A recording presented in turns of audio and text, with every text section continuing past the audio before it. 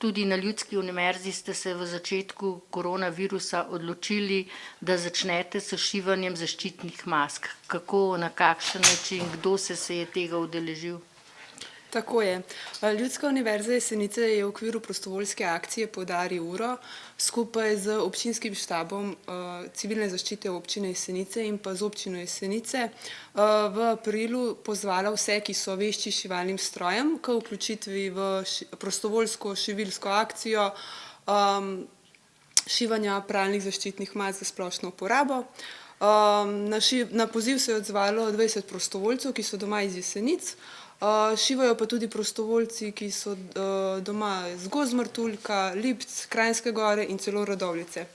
Do danes smo sešili 4800 mask, tako da je vsako gospodinjstvo v občini Jesenice, kjer domujejo starejši občani nad 65 let in nekako spadajo to najbolj rizično skupino v času epidemije, prejelo na dom po eno zaščitno pralno masko. Do sedaj so prostovoljci šivali že 1250 ur.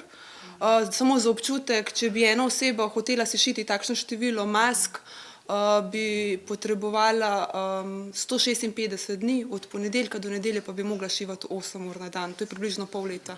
Kdo je pravzaprav priskrbel blago za šivanje zaščitnih mask?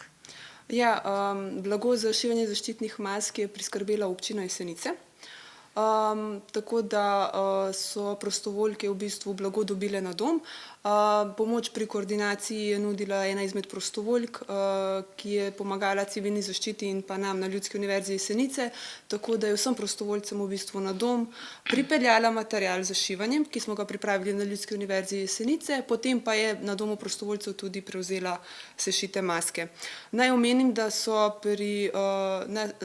pri delitvi mask na pomoč priskočila tudi različna prostovoljska društva, in sicer prostovoljni gasilci, potem krajevne skupnosti, športno-kulturno društvo Obranca Kočne ter celo hokejski navijači Red Steelers Ultras Jesenice. Za pakiranje mask pa je skrbelo 16 prostovoljcev, ki je pakiralo maske v dvorani Kolpern.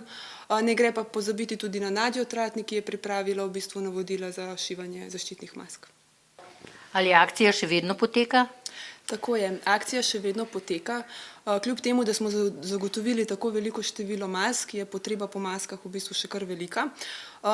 Nekateri prostovoljci delajo po 8 ur na dan, imajo, ne vem, tudi po 2 šoloobvezna otroka doma, pa še vedno šivajo. Zato smo se tem prostovoljcem res želeli na nek način tudi zahvaliti za to njihovo marljivo delo.